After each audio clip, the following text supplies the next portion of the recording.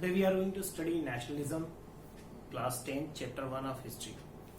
Before we start, we know very well that there are only 4 chapters in history that we have to learn. In your book there are 8 chapters. Okay, chapter 1, nationalism in Europe, that we have to do, we have to solve, that is there in syllabus. Number 2, that is nationalist movement in Indochina, that we don't need to do. Third is nationalism in India, that we have to do. Number 4, it's making of global world, we have to do. Industrialization, we have to do. And work life and leisure, it's out of syllabus now. Print culture, chapter 7, that we have to do. And novel society, chapter 8 is not in our syllabus. The novel society, work life and leisure, and Indochina, nationalist movement in Indochina. These 3 chapters are out of syllabus, no need to do. Other 5 chapters are there, and out of these 5 chapters, only 4 chapters are going to be asked in your examination. Making of global world and age of industrialization. These 2 chapters will come in exam in options. Okay, so you have to attempt any one of them. इस चीज को याद रखना. ठीक है, आगे बढ़ते हैं. तो आज का हमारा जो टॉपिक हम लोग ले रहे हैं वो है the rise of nationalism in Europe. The rise of nationalism in Europe. तो हम लोग आज यूरोप की हिस्ट्री के बारे में पढ़ने वाले हैं. हम लोगों ने ऑलरेडी लास्ट ईयर स्टार्ट किया था ना. We saw French Revolution, and in French Revolution we have studied about France. Okay, तो आज हम देखते हैं rise of nationalism in Europe. तो इसको पहले सबसे पहले आप जानते हैं हिस्ट्री पढ़ रहे हैं, बिना बुक के पढ़ना असंभव है. तो I request all of you to take out your books, open the first page, the introductory page, है ना, जहां पर आपको एक बड़ा सा पिक्चर दिख रहा होगा, है ना, चैप्टर का नाम लिखा होगा the rise of nationalism in Europe. वो पेज खोल लीजिए प्लीज. आई थिंक खुल गया होगा ना. तो बिना बुक के तो बैठना ही है सर. हम यूरोप पढ़ रहे हैं, हम लोग हिस्ट्री पढ़ रहे हैं, बिना बुक के तो पढ़ना ही है. तो हम लोग सबसे पहले इस चैप्टर को खोलते हैं, the rise of nationalism in Europe. First page खोलते हैं. फर्स्ट पेज पे क्या है सबसे पहले देखते हैं हम लोग.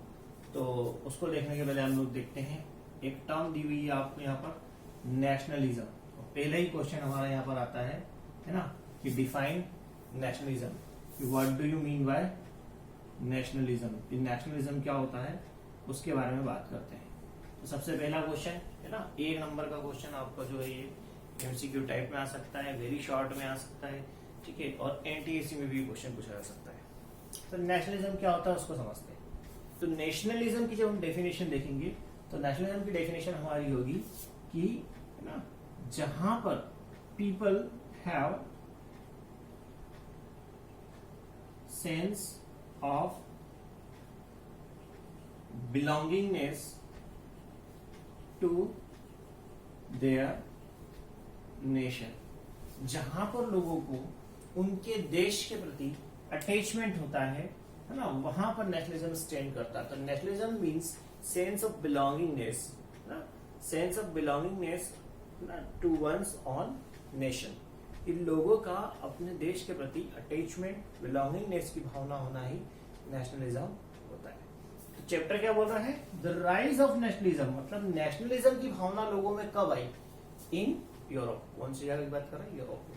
तो we are not going to study only about one country. हम यूरोप की कुछ बहुत सारी कंट्रीज के बारे में बात करने वाले हैं. तो नेशनलिज्म क्लियर है, 1 नंबर का क्वेश्चन क्लियर है आपका. आगे बढ़ते हैं. नेशनलिज्म के बाद में और क्या इस चैप्टर में हमको है. तो सबसे पहले हम लोग जैसे इसको शुरू करेंगे तो when we open the book तो वी हैव वन पिक्चर, है ना, पिक्चर है. उस पिक्चर को हम लोग देखते हैं. तो मैं आपको दिखाता हूँ कौन सा पिक्चर है. बेसिकली आप देखेंगे ये एक पिक्चर हमारे सामने आ रहा है, you can see it very well. ठीक है, इस पिक्चर को हम लोग ध्यान से देखते हैं.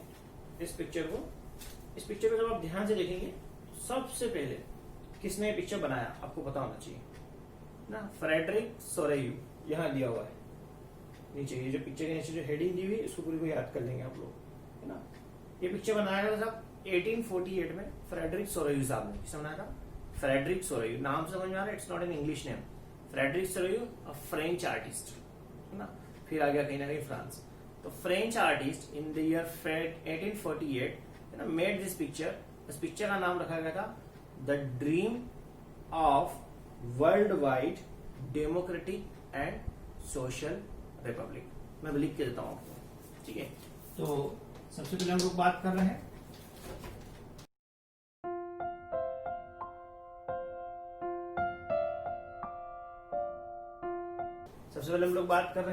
किसने बनाया है पिक्चर। इस पिक्चर की हम बात करते हैं। इस पिक्चर का नाम क्या है, the dream of world wide democratic and social Republic. तो ये आपको एक पिक्चर दिख रहा है ना, मतलब आपकी बुक में दिख रहा है, ठीक है। And this is the title of the picture, this has to be learn my dear, है ना। इसको लर्न करना। पिक्चर कौन से ईयर में आया, 1848 में आया। कौन साहब ने बनाया था, फ्रेडरिक सोरेयू। फ्रेडरिक सोरेयू जो कि एक फ्रेंच आर्टिस्ट थे, उन्होंने इस पिक्चर को बनाया था, ठीक है। इस पिक्चर, अब आप इस पिक्चर को भी देखें, इसके नाम को देखें, इसके टाइटल को देखें, तो बड़ा इंटरेस्टिंग सा टाइटल है, ड्रीम। फर्स्ट वर्ड देखेंगे, dream. Dream means this is a dream ना which has not yet become true, ना, जो अभी तक सच नहीं हुआ है। मतलब टिल द 1848 जो भी इसमें इस पिक्चर में दिखाया गया है, तो that was not a reality, है ना, वो सच्चाई नहीं थी, ठीक है। तो dream of world wide democratic and social Republic. तो डेमोक्रेटिक और सोशल रिपब्लिक गवर्नमेंट का ड्रीम है साहब, मतलब कि उस टाइम पे सोशल रिपब्लिक और democratic governments were not existing in Europe, है ना। बोल सकते हैं किसी एक आध कंट्री में हो भी सकती थी शायद, है ना। बाकी एक्चुअल देखा जाए तो दिस इज अ ड्रीम। तो ऐसा ड्रीम हमारे फ्रेडरिक सोरेयू साहब ने देखा, है ना, फ्रेंच आर्टिस्ट है जिन्होंने ड्रीम देखा कि भैया पूरे देश में जो है, पूरी यूरोप में जो है, पूरी दुनिया में, वर्ल्ड वाइड वो तो बोल रहे हैं, मतलब पूरी दुनिया की बात कर रहे हैं कि पूरी दुनिया में जो है डेमोक्रेसी और सोशल रिपब्लिक आ चुकी है। समझना बात को, मतलब नेशनलिज्म जो स्टैंड ही नहीं कर रहा है 1848 में, उसका ड्रीम देख करके ये पिक्चर बनाया गया है, जो हमारे सिलेबस में हमको दिख रहा है। Is that clear? Is the title of the picture clear? Painters name, है ना, इन द ईयर, तीनों चीजें याद रखना है। ईयर बड़ा आसान है, 1848 बड़ा आसान सा ईयर है, आपको ऐसे याद जाता है ना, ठीक है। तो समझ में आ रहा है बात, आगे बढ़े। अब इस पिक्चर को हम लोग देखते हैं, इस पिक्चर में क्या दिया हुआ है, ठीक है। तो पहली बात तो ये कि ये पिक्चर जो है ये ड्रीम बता रहा है, मतलब दिस इज नॉट रियलिटी, है ना। तो एक टर्म हमारे पास में आती, बड़ी अच्छी सी टर्म होती है, इसको याद रखेंगे हम लोग, utopian. Utopian, utopian means so idealistic, इतनी आइडियल कि उस पर आप विश्वास ही ना कर सकें, जो जिसका एग्जिस्टेंस ही पॉसिबल हो। सच एन आइडियल स्टेट और such an ideal thing which does not have an existence, कि उसका एग्जिस्टेंस भी क्वेश्चन हो जाए ना, होता ना। और बोले हमारे गली में एक लड़का होता है साहब, सुबह जल्दी उठता है और वो अपने पेरेंट्स को सबसे पहले पैर छूता साहब, और उसको फर्स्ट क्लास नहा कर जाएगा, पेरेंट्स के पैर छूएगा, भगवान के आधे घंटे तक पूजा पाठ करता है, सूर्य नमस्कार करता है, योगा करता है साहब। उसके बाद में आपकी जिम चला जाता है, फिर जिम से आता है, उसके बाद में कार्डियो क्लास चला जाता है, फिर उसके बाद में वो आपके क्या होते हैं, वो जुम्बा चला जाता है ना, फिर आता है साहब, फिर डांस क्लास चला जाता है, स्कूल जाता है साहब, पूरी पढ़ाई करता है, सारा होमवर्क एक ही दिन में कंप्लीट कर डालता है, मैथ्स में भी फॉरवर्ड, साइंस में भी फॉरवर्ड, सोशल में भी फॉरवर्ड, इंग्लिश में भी फॉरवर्ड, है ना, और हिंदी में तो हाँ मतलब 100 आउट ऑफ 100 एक्स्ट्रा ऑर्डिनरी हुआ है। स्पोर्ट्स में जबरदस्त, ड्रामा में जबरदस्त, है ना, और टीचर्स का सारा सामान, सारे टीचर्स के रोज पेश होता है, अरे मतलब बात ही। तो when we are talking about like this ना, हम लोग ऐसे किसी के बारे में बात करेंगे तो ना, थोड़ा शुरुआत में तो हमको उस पर ट्रस्ट लगेगा, अरे हाँ हो सकता है, बाद में अरे ये तो फेकोलॉजी है, नोबडी इज लाइक दैट, बोले इतना आइडियल हो ही नहीं सकता, है ना। Like you studied already in last class in economics chapter 1 that story village Palampur. तो Palampur was an hypothetical village, तो हाइपोथेटिकल था, मतलब वो विजन जो था कैसा था, वो यूटोपियन विजन था। तो इस विजन को भी यूटोपियन विजन माना जाता है। ये क्वेश्चन आता है 3 नंबर का कि why the picture made by Frederick Soreyu display a utopian vision, ना लिख सकते हैं आप, why the picture made by Frederick Soreyu display a utopian vision। समझ में आ रही बात, क्यों यूटोपियन क्यों है भैया, रियल क्यों नहीं है, वो अनरियल क्यों माना जाता है। तो बहुत सारे कारण है, ना। पहले पिक्चर को समझते हैं अपन, पिक्चर को अच्छे समझ में आएगा तो फिर अपन कारणों की बात भी कर लेंगे, कारण क्या क्या है देखते हैं। तो सबसे पहले आप पिक्चर खोलते हैं, है ना। तो सबसे पहले भगवान जी दिख रहे हैं, उनको नमस्कार करते हैं, है ना। You would find Jesus Christ, ठीक है। तो एक तरफ नेशनलिज्म की बात कर रहे हैं, दूसरी तरफ जीसस क्राइस्ट है ना। जीसस क्राइस्ट आप जो है क्रिश्चियनिटी को बिलोंग करते हैं, क्रिश्चियन गॉड है, तो that God is actually blessing, है ना। तो मतलब ये जो विजन है, यूटोपियन विजन, ये इतना बढ़िया विजन है कि इसको भगवान ने भी आकर के आशीर्वाद दे दिया, समझना। And many angels are there, है ना। बहुत सारी जो है परियां हैं, है ना, अप्सराएं हैं, सब लोग ऊपर बैठी हुई हैं, and they are also blessing, है ना। तो वो सब मिलकर के ब्लेस कर रहे हैं कि दिस पिक्चर इज सुपर्ब साहब, है ना। ये जो विजन दिया, यूटोपियन विजन जो दिया है, ये तो मतलब एक्स्ट्रा ऑर्डिनरी है ना। तो अब देखिए जीसस क्राइस्ट के सर के जस्ट ऊपर आप पढ़ेंगे तो वहां लिखा हुआ है फ्रेटर्निटी, है ना। FRATERNITY, fraternity. फ्रेटर्निटी का मतलब बताओ दे जाओ, एग्जैक्टली ब्रदरहुड, है ना, भाईचारा, है ना। तो फ्रेटर्निटी, तो साहब फ्रेटर्निटी लिखा हुआ मतलब भाईचारे की बात हो रही है, मतलब कि अपनी फिर से हम बात कहां पर आ गई, बिलोंगिंग है, जहां पर लोग आपस में सब लोग जो है एक कंट्री को अपना अपना मान लेंगे, तो ऑब्वियसली बात है उनमें आपस में प्रेम बढ़ जाएगा, है ना, ठीक है। तो बिलोंगिंगनेस, ठीक है। तो फ्रेटर्निटी की बात आ गई। अब हम यहाँ देखते हैं, यहाँ पर एक और स्टेच्यू दिख रहा है आपको, तो शी इज नॉट गॉड, ये स्टेच्यू ऑफ लिबर्टी, ठीक है। किसे पहचाना मैंने, उसका एक हाथ देखो सीधा ऐसा तो स्टेच्यू ऑफ लिबर्टी, तो स्टेच्यू ऑफ लिबर्टी की बात कर रहे हैं हम लोग। तो statue of liberty, on the right hand of the statue of liberty you will find right, citizens right. याद है 1776 लास्ट ईयर फ्रेंच रिवॉल्यूशन में, 1776 जब फ्रांस के लोगों ने, फ्रांस की आर्मी किंग लुई 16 ने अमेरिका को आजादी दिलाई थी, तो उन लोगों ने राइट्स दिए थे सिटीजन्स को, सिटीजन्स राइट्स का एक चार्टर बनाया था। तो वो चार्टर उनके हाथ में, मैडम के हाथ में, स्टेच्यू ऑफ लिबर्टी के हाथ में आपको दिखेगा on the right hand side. In the left hand you will find torch, है ना। Torch that is a symbol of enlightenment, है ना। तो एनलाइटमेंट कर रही है वो, इन सबको जो है एनलाइट कर रही है, और किससे कर रही है वो, सिटीजन्स के राइट्स प्रोवाइड कर रही है, और सबको ज्ञान दे रही है, सबको नॉलेज दे रही है ना। और सब कौन है, ये जो जितने भी लोग नीचे चल रहे हैं, all this people who are walking down, okay. तो who this people are and how this people are walking. तो first of all see the manner of there this people's movement, okay. They are walking in a train, train मतलब line, they are walking in a train, सब line में चल रहे हैं, एक के पीछे एक चल रहे हैं ना, कोई भी एक दूसरे को धक्का मुक्के नहीं कर रहा, हमारा तरीके नहीं है ना, हम लोग जाते हैं लाइन में लगते धक्का लगाते हैं। तो they are walking very peacefully. तो पीस, रिमेंबर पीस, फ्रेटर्निटी, है ना, मतलब ब्रदरहुड, पीस, ठीक है। बहुत सारी आपको यहाँ टर्म्स जो है सिविक्स की टर्म्स आपको देखने को मिलेगी। और आगे बढ़ते हैं, तो this people are walking in a line and they are following a special specific order, जो मैं आपको बताऊंगा अभी थोड़ी देर से। पर आप समझ रहे हैं यहाँ पर बहुत सारे अलग अलग नेशनल फ्लैग्स दिख रहे होंगे आपको, तो अलग अलग फ्लैग्स हैं, अलग अलग कंट्री को बिलोंग करते हैं, अंडरस्टैंडिंग, ठीक है। और कुछ इस पिक्चर में खास है नहीं, तो आगे बढ़ते हैं।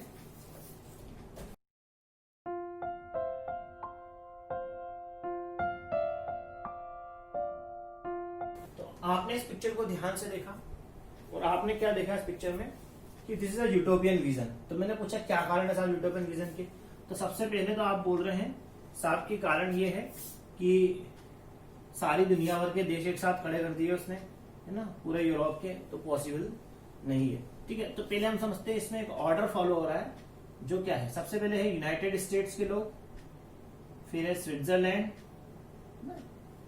फिर है फ्रांस, फिर है जर्मनी, फिर है ऑस्ट्रिया, फिर है 2 किंगडम ऑफ सिसिलीज, फिर है आपके Lombardy, Poland, Hungary, England, Ireland और रशिया। मैं इसको आयरलैंड को आयरलैंड लिख देता हूं साहब, नहीं तो आप इंडिया समझेंगे, रशिया। तो this is the order that this people are following. सबसे पहले यूनाइटेड स्टेट्स, ठीक है, समझ लेते हैं 1776 में आजाद होती, सिटीजन को राइट दिए थे, तो मान लेते हैं कि वो एक डेमोक्रेटिक या रिपब्लिक गवर्नमेंट है। स्विट्जरलैंड नहीं थी, फ्रांस में 1848 तक आते आते थोड़े से चेंजेस हुए थे, बट नहीं हुई थी। जर्मनी सबसे इंपॉर्टेंट है यहाँ पर, जर्मनी की बात कर रहे हैं साहब, और जर्मनी जो एक देश है जिसका जन्म हुआ 1871 में, तो 1848 में सोशल रिपब्लिक कहां से आ गई, The country which born in 1871, how could it be called as the republic government in 1848? तो यूटोपियन विजन का सबसे स्ट्रॉन्ग पॉइंट ये रहेगा, ध्यान रखना कि this is utopian vision because it shows some countries okay which were not existing at that time. ठीक है, तो ये आप याद रखें। फिर हम बात कर रहे हैं यूरोप की, रशिया भी आ गया इसमें, अमेरिका भी आ गया इसमें, समझना वेयर इज यूरोप एक्चुअली, है ना, क्या ठीक है। तो ये वर्ल्ड वाइड मान रहे, अगर इसको वर्ल्ड वाइड मान रहे तो where is India, where is China, where is Japan, ना many big countries are missing out of it. तो ये यूटोपियन विजन है। आगे बढ़ते हैं। पहला पॉइंट है कि इनका जो ऑर्डर दिया है इसमें ना, तो जर्मनी के बारे में बात की जो कि एक कंट्री एग्जिस्टिंग नहीं करती थी उस टाइम पर। दूसरी बात करते हैं हम लोग कि this is a utopian vision because this was the period when most of the countries were ruled by absolutist ruler. What is absolutist? Absolutist government हुआ करती थी। एब्सोल्यूटिस्ट मतलब ruler had no limits on his power.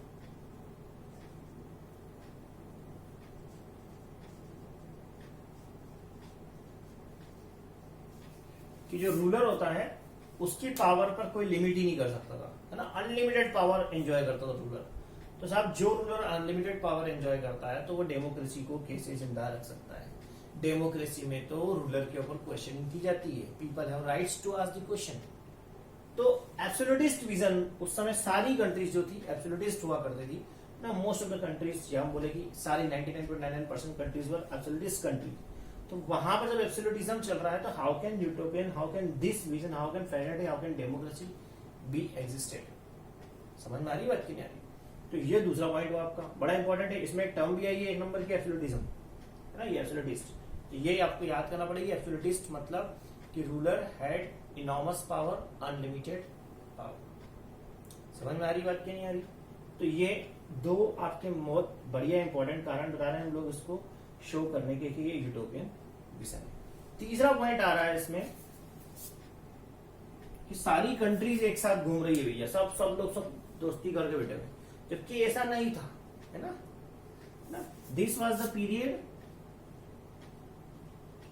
When most of the countries are fighting to display power, है ना। तो period of territorial expansion, है ना। क्या बात कर रहे हैं कि ये वो पीरियड था साहब जब सभी लोग जो है ना अपनी टेरिटरीज को, अपने एरियाज को, है ना, अपने क्षेत्र को, अपनी पावर को बढ़ा रहे थे, है ना। तो पावर एक्सपांशन जब भी होगी तो कभी भी दोस्ती करके तो पावर एक्सपांड नहीं होती, है ना। वो तो फिर एक दूसरे को पीछ के, मार के, उनकी कंट्रीज को कब्जा करके ही पावर एक्सपांड होती है। These three reasons are there which tells us that this picture made by Frederick Soreille, the picture, the dream of a worldwide democratic and social republic is totally a utopian vision. Is this clear? पक्का? कितने question हुए? पहला question nationalism, दूसरा utopian vision, तीसरा question absolutist government. ठीक है, तो तीनों चीज अपने को क्लियर आज होती है। ठीक है, अपन इसको आगे करते हैं कंटिन्यू। अभी अपने को आज का सेशन खत्म नहीं हो रहा है ना, तो विल कंटिन्यू विद दिस। हम आगे बढ़ते हैं। ठीक है, अगला क्वेश्चन जो हमारे सामने आता है बड़ा अच्छा क्वेश्चन है, डिफरेंशिएट या distinguish between modern state and nation state. क्या क्वेश्चन है? Differentiate between modern state and nation state. सबसे पहले समझते हैं, modern state does not mean the modern state of this 21st century. नहीं, मॉडर्न स्टेट मतलब वो स्टेट जो 1848 में जो पिक्चर बनाया था आपका तब एग्जिस्ट करती थी। तो कौन सी स्टेट थी उससे कोई मतलब नहीं है, मतलब ये कि कैसी होती थी मॉडर्न स्टेट। तो सबसे पहले मॉडर्न स्टेट वो स्टेट्स थी, है ना, जो कि रूल्ड बाय एब्सोल्यूटिज्म, है ना। ये एब्सोल्यूटिस्ट कर देते हैं हम लोग, तो रूलर आ जाएंगे यहाँ पर। तो जो एब्सोल्यूटिस्ट रूलर के द्वारा रूल की जाती थी, ठीक है, है ना। Nation state was a dream of nationalist, है ना, कि नेशनलिस्ट जो लोग रूल करेंगे तब नेशनल स्टेट कहलाएगी।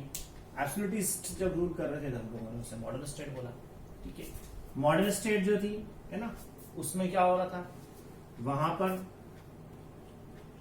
War for expansion of territory and power. सब देश जो थे एक दूसरे से लड़ रहे थे, उनको अपनी पावर को बढ़ाना था, अपनी टेरिटरी को बढ़ाना था। जबकि नेशन स्टेट जो होती है ना, उसमें कौन सी चीज होती है, फ्रेटरनिटी, भाईचारा। नेशन स्टेट जो होती है it is the symbol of fraternity, है ना, वहां पर भाईचारा नहीं है ना। समझ में आ रही बात की नहीं आ रही? ठीक है, तो ये एक बड़ी अच्छी चीज थी। ठीक है, तो ये आपको समझ आना चाहिए, modern state versus nation state. ठीक है, तो मॉडर्न स्टेट जो थी वो ना existed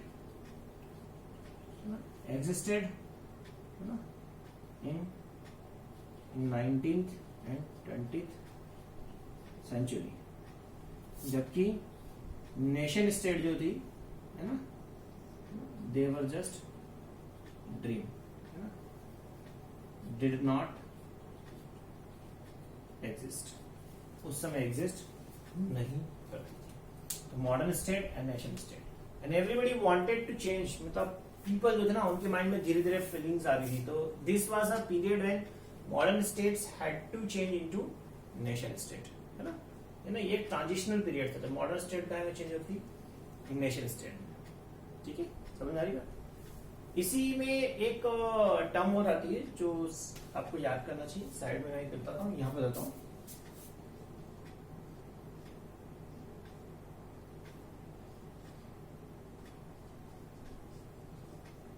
plebiscite. Plebiscite is a very good term ना, आपको याद रखना है।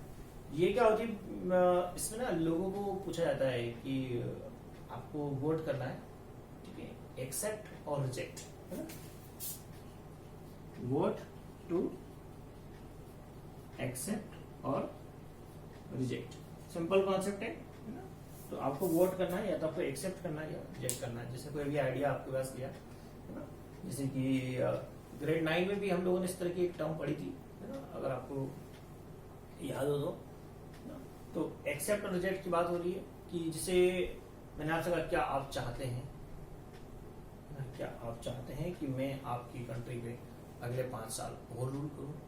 तो you have to directly vote and you have to say कि यस एक्सेप्ट ना, और you say reject. This is known as plebiscite, very important term, याद होना चाहिए आपको। इतना क्लियर है आप लोगों को? पक्का? चलिए ठीक है, अब हम आगे बढ़ते हैं और हम लोग देखते हैं कि किस प्रकार से ये चीजें आपकी नेशनलिज्म इन यूरोप जो है किस प्रकार से स्टार्ट हो। अभी तक हमने जो भी देखा it is just introductory period, है ना, इंट्रोडक्टरी हम लोगों ने सेशन दिया है। अब हम लोग जो है मेन चैप्टर का फर्स्ट पार्ट जो हमारा है ना, उसको देखते हैं।